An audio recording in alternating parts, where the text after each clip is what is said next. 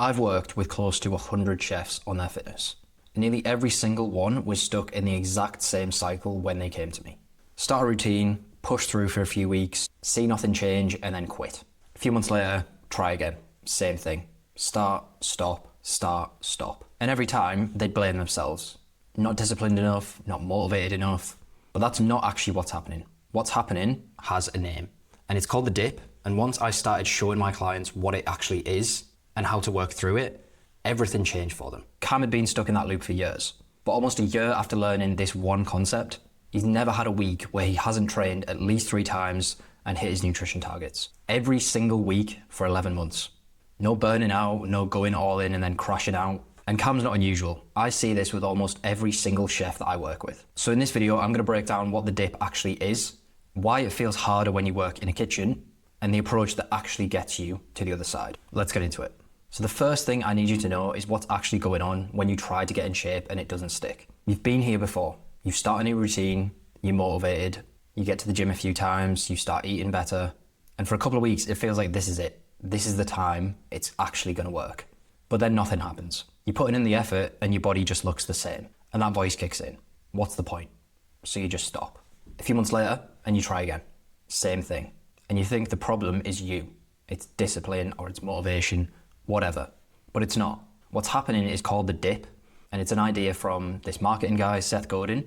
I've also heard it called the valley of despair. Same idea. But when you start working toward any goal or any result, there's a gap between putting in the effort and seeing anything come back from that. That gap is the dip. Think of an ice cube, right? You take it out of the freezer, you put it on the counter or the side or whatever, and for 10 minutes, it just sits there. It looks the same, it doesn't melt, but the whole time, the temperature of the ice cube is rising degree by degree. You just can't see it, but then it hits the threshold of whatever temperature it needs to, and suddenly it melts really quickly. That space, that 10 minutes, that's the dip. The changes are happening, but you don't see it yet. Your body is adapting. Your habits are forming, but you can't see it yet. And most people quit right before the ice cube melts, even though the temperature has been rising degree by degree the entire time. And this doesn't just apply to fitness, right? Obviously, I said the idea comes from this marketing guy.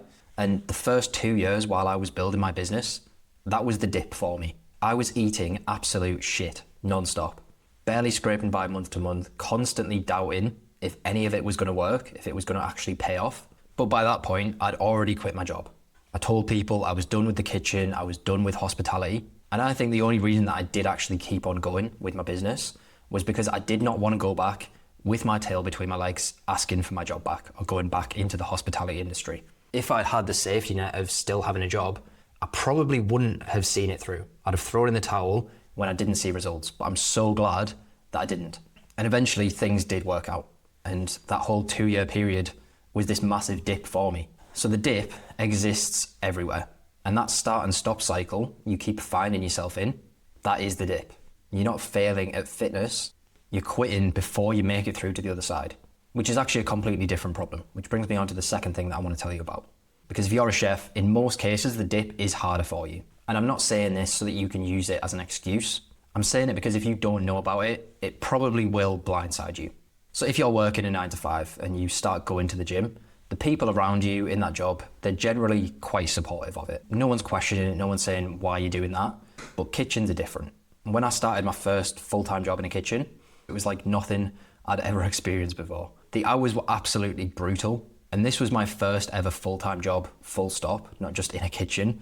So it was a bit of a shock to the system. And in the lead up to starting that job, I'd been in the gym, I'd been consistent all summer after finishing sixth form. I was in a good place with it, a really good routine. That was gone within about a week. I was on split shifts most of the time during the week, and I knew if I could just get to the gym on one of those splits, I would feel better. I would be able to start rebuilding the routine, but I couldn't do it. I'd go home and just crash, try and sleep for an hour, eat some food, and then go back to work. That was it. And here's the bit that made it worse. I'd mention it to people at work, that I was exhausted, that I was trying to get to the gym, but I just couldn't find the energy. And the response wasn't, oh, well, have you tried this or have you done this? It was, why are you even trying to go to the gym? You're a good looking young lad. You're lifting heavy things here. You don't need that. And that's the culture of kitchens. The long hours, the drinks after shifts, being surrounded by food all the time, the whole never trust a skinny chef. This mentality that you should just power through and don't go against the grain. So for someone with a 9 to 5, their dip is pretty hard. If you're in the kitchen, yours is probably harder because the whole environment is working against you. And fortunately, that is slowly shifting. That mentality is kind of phasing out a little bit at the minute, but it still makes it harder.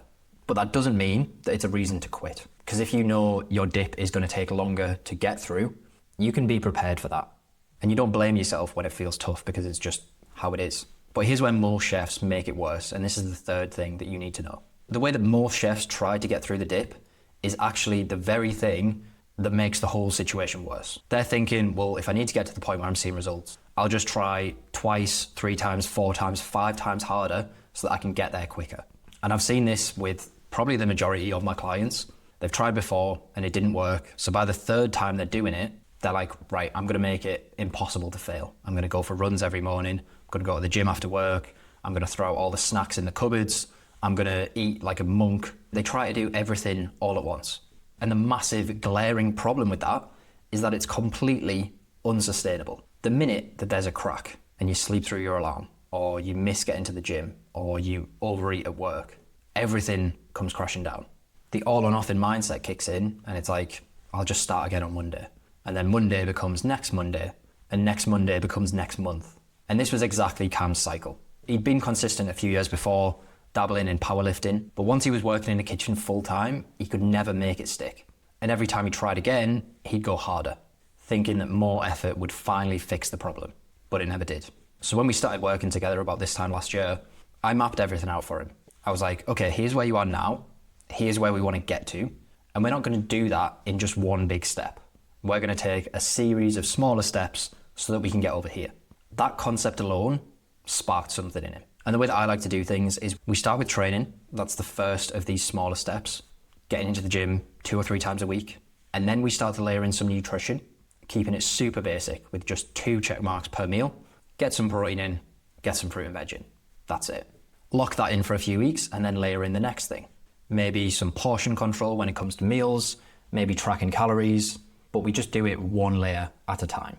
And with Cam, we didn't even need as many steps as we originally mapped out. I think the confidence in knowing that we would get him there helped him go a bit faster. And in the 11 months since, he's hit the gym basically 4 times every single week. He's nailed his nutrition targets about 80% on average, which is pretty good. And that's seriously paid off in the results that he's seen. So the thing I want you to take away from that is you don't beat the dip by going harder. You beat it by starting simple and gradually building things up. When does it actually get easier then? Well, that's the 4th thing that you need to know about this. I think the reason most people quit when they're in the dip is they genuinely don't know that there is another side. They've never experienced it. All they know is they've not been getting any reward for the effort they've been putting in up to this point. So they assume that fitness is just this constant grind that never lets up and never actually really gets you anywhere. Well, it's not. My client Michael came to me wanting to bulk up, add some muscle to his frame. When we started, he was quite skinny. He tried a few things in the past. He tried getting into the gym on his own. He tried just eating more, but none of it really stuck and none of it worked for him. And we started just before Christmas, and obviously at that point, there was some doubt in his mind. He was thinking, right, Christmas is coming. This is the busiest time of the year. Is this actually going to work? And every week in his check-ins and in our calls, I was telling him, mate, just keep showing up. The results will come. And he did trust me, and the results did come. They did show up. By the new year, he'd already gained a couple of kilos. He'd built some muscle, despite how busy the Christmas period had been. And that fresh start energy for 2026 coincided with those results coming at exactly the right time. It just fired him up even more to keep chasing down those goals that he had. And since then, his consistency has been pretty ruthless, to be honest, week in, week out.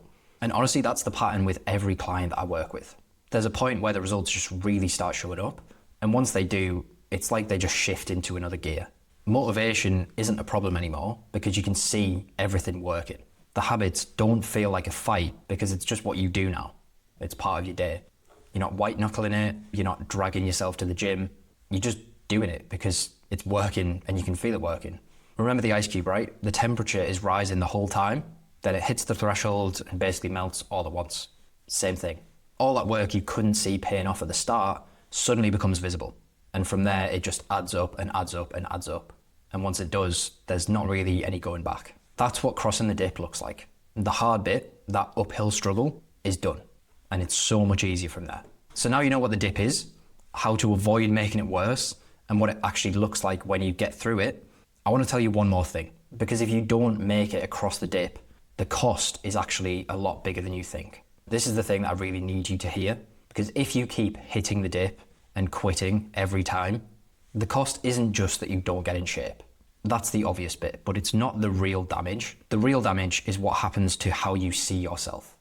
And I've got a mate who's been through this. We started training together at roughly the same time in sixth form. He went to uni and dropped off a bit, and then we ended up moving in together. And then when we lived together, it got him locked back in for a few months. He got in really good shape, actually probably better shape than I was in at the time.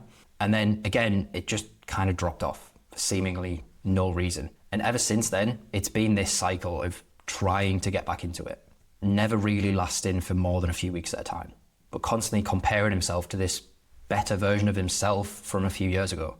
And now he's at a point where he just doesn't really do much. I don't think he's going to the gym at the minute. I've tried to help, especially when we lived together. I tried to motivate him, tried to get him to come and train with me, but it just doesn't land. And it's a real shame to see, because every time you start and then stop, you're collecting evidence.